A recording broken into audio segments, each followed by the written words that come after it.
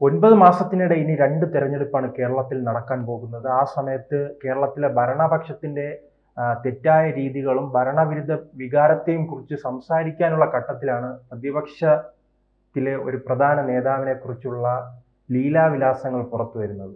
ഇത് കോൺഗ്രസിന് വലിയ തിരിച്ചടിയല്ലേ ഉണ്ടാക്കിയിരിക്കുന്നത്. മുഖ്യമന്ത്രി സ്വപ്നവുമായി നടന്ന വി.ഡി. സതീശൻ, രമേശ് ചെന്നിത്തല അടക്കമുള്ള നേതാക്കളെ ഇനി ഇത് ഏത് തരത്തിൽ ബാധിക്കും? ഇപ്പോൾ ഇത് കോൺഗ്രസിൽ ഇത് വളരെയധികം രൂക്ഷമായിട്ട് ബാധിച്ചിരിക്കുകയാണ്. ഏതാണ്ട് ക്ലീൻ സ്ലേറ്റിൽ വിജയത്തിൻ്റെ ഒരു പട്ടികയെ നിരത്തിക്കൊണ്ട് ജനങ്ങളുടെ മുമ്പിലേക്ക് പോകാനിരുന്ന കോൺഗ്രസിന് ഉപതെരഞ്ഞെടുപ്പുകൾ എല്ലാം 4 ഉപതെരഞ്ഞെടുപ്പുകൾ അടുപ്പിച്ച് ജയിച്ചു, വൻ ഭൂരിപക്ഷത്തിൽ ജയിച്ചു. ഇനി വരാനിരുന്ന തദ്ദേശഭരണ തെരഞ്ഞെടുപ്പുകളിൽ ഞങ്ങൾക്ക് കൂടുതൽ വിജയം ഇത് നൽകും എന്നൊക്കെയുള്ള പ്രത്യാശയോടുകൂടി നിൽക്കുമ്പോഴാണ് ഒരു 100 സീറ്റ് വിജയിക്കും, അത് അടുത്തത് 100 സീറ്റ് വിജയിക്കും. അപ്പോൾ ഇപ്പോൾ അതിനു മുമ്പായിട്ട് ഒരു സെമി ഫൈനലിൽ നല്ലൊരു പ്ലേ നടത്തേണ്ടതുണ്ടല്ലോ തദ്ദേശഭരണ സ്ഥാപനങ്ങളിലെ തെരഞ്ഞെടുപ്പിൽ.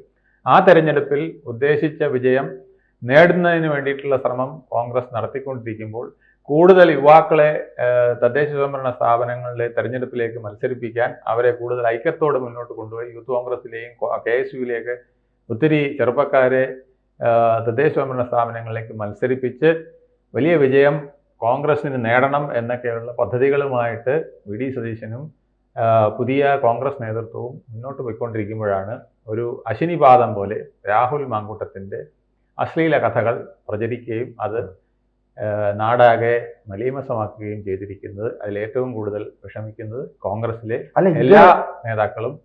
ഇതിന്റെ വാർത്തകൾ വരുമ്പോൾ നമുക്ക് മനസ്സിലാകുന്നത് ഇത് 1-2 മാസം കൊണ്ട് നടന്ന സംഭവം, ഇത് കുറച്ച് വർഷങ്ങളായി തന്നെ നടക്കുകയാണ്. അങ്ങനെ ഇദ്ദേഹത്തിന്റെ മെസ്സേജ് എത്താത്ത ഈ പാർട്ടി പ്രവർത്തകരില്ല, മാധ്യമ പ്രവർത്തകരില്ല. ആ രീതിയിലേക്കൊരു പ്രശ്നം ഉണ്ടായിട്ട് എന്തുകൊണ്ട് കൃത്യമായി ഇടപെടാൻ ഈ നേതാക്കൾക്ക് കഴിഞ്ഞില്ല? പല പരാതികളും ഉണ്ടായി വന്നിട്ടുണ്ടല്ലോ. അത് തന്നെയാണ് ഇന്ന് വി.ഡി. സതീശൻ അടക്കമുള്ള നേതൃത്വത്തിനെ ഏറ്റവും കൂടുതൽ അങ്കലാപ്പിലാക്കുന്നത്. കാരണം രാഹുൽ മാങ്കൂട്ടത്തിനെ യൂത്ത് കോൺഗ്രസിന്റെ നേതാവായി അവരോധിക്കുമ്പോഴും ഇത്തരം പ്രശ്നങ്ങൾ നിലനിൽപ്പുണ്ട്. അവർക്കൊക്കെ ഇത് ഡയറക്റ്റ് ആയിട്ടോ ഇൻഡയറക്റ്റ് ആയിട്ടോ അറിയാമായിരുന്നു എന്നുള്ളതാണ് ഇപ്പോഴത്തെ ഒരു പ്രധാന ആരോപണം. രണ്ടാമത്തേത്, വീണ്ടും പാലക്കാട് വന്നപ്പോൾ ഇതേ വിഷയങ്ങളൊക്കെ തന്നെ ഉയർത്തി പലരും കത്തുകൾ വരെ അയച്ചിട്ടുണ്ടെന്നാണ് പറയുന്നത്. ഈ ആളിന് ഇങ്ങനെയുള്ള പല അപാകതകളുള്ളതുകൊണ്ട് പാലക്കാട് സ്ഥാനാർത്ഥിയാക്കരുത് എന്നുള്ളതും, ഡോക്ടർ സരീൻ അടക്കമുള്ളവർ പലവിധ വിഷയങ്ങളിൽ ഇദ്ദേഹത്തിനെ എതിർക്കാനുണ്ടായ കാരണം, യൂത്ത് കോൺഗ്രസിൽ നിന്ന് തന്നെ വലിയൊരു വിഭാഗം എതിർക്കാനുണ്ടായ കാരണം, പാലക്കാട് നിന്ന് പല നേതാക്കളും പിന്നെ DCCയും ഒക്കെ എതിർക്കാനുണ്ടായ കാരണമൊക്കെ ഇതാണെന്നാണ് പറയുന്നത്. പക്ഷേ ഈ ഒരു വിഷയമല്ല, ഇദ്ദേഹത്തിൻ്റെ അപക്വമായ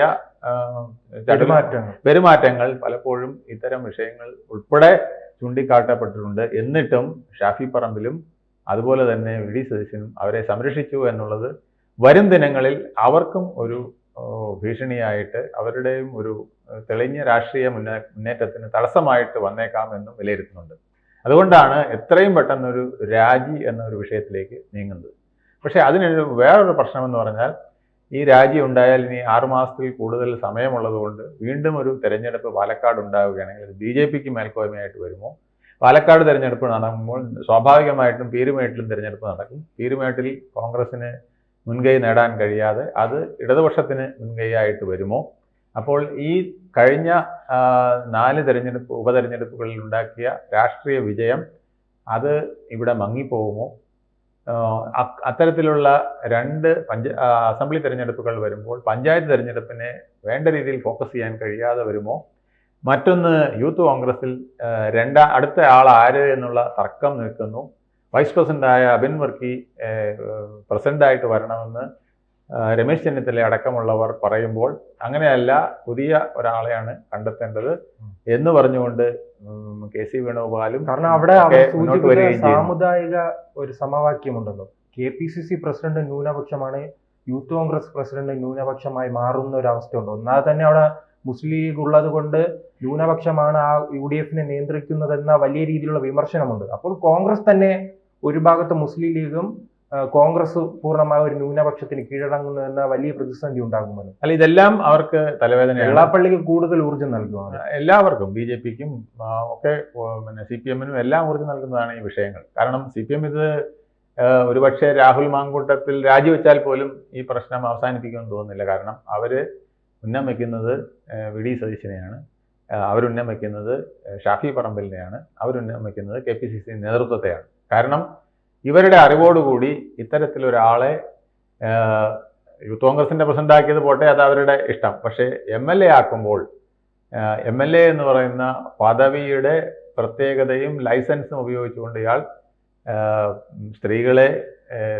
ട്രാൻസ്ജെൻഡേഴ്സിനെയൊക്കെ അപമാനിക്കാനായിട്ട് അവസരം ഉപയോഗിച്ചു എന്ന് മാത്രമല്ല, അവരെ ഭീഷണിപ്പെടുത്താനും വധിച്ചു കളയുമെന്ന് പറയാനുള്ള പേര് കണ്ട ഉടനെ മെസ്സേജ് ആണ് സാഹചര്യങ്ങൾ വന്നു എന്നൊക്കെയുള്ള ആരോപണങ്ങൾ ഇപ്പം നിൽക്കുകയാണ്. ആ ആരോപണങ്ങളൊക്കെ നിലനിൽക്കുന്ന സാഹചര്യത്തിൽ ഇത് കൂടുതൽ രൂക്ഷമാകാനും പ്രശ്നങ്ങൾ കൈവിട്ടു പോകാനും സാധ്യതയുള്ളതിനാലാണ് KPCC നേതൃത്വം വളരെ ശക്തമായിട്ട് ഇതിനെ നേരിടുന്നത്.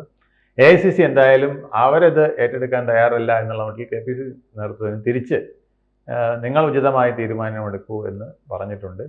ഈ തദ്ദേശഭരണ സ്ഥാപനങ്ങൾക്കൊപ്പം തെരഞ്ഞെടുപ്പിനൊപ്പം വീണ്ടും പാലക്കാട് ഒരു തെരഞ്ഞെടുപ്പ് വരാതിരിക്കാനുള്ള മറ്റൊരു മാർഗവും പലരും ചിന്തിക്കുന്നത് രാഹുൽ മാങ്കൂട്ടം രാജിവെക്കാതെ തന്നെ മുന്നോട്ട് പോവുക. അപ്പോൾ കോൺഗ്രസിന് വീണ്ടും ഒരു ചാൻസ് കിട്ടുകയാണ്, അല്ലെങ്കിൽ VD സതീശന് വീണ്ടും ഒരു ചാൻസ് കിട്ടുകയാണ്. വളരെ ശക്തമായി ഞാൻ നടപടിയെടുത്തു എന്ന് പറഞ്ഞ് രാഹുൽ മാങ്കൂട്ടത്തിനെ പുറത്താക്കുക. അപ്പോൾ രാഹുൽ മാങ്കൂട്ടത്തിന് MLA ആയി തുടരുകയും ചെയ്യാം.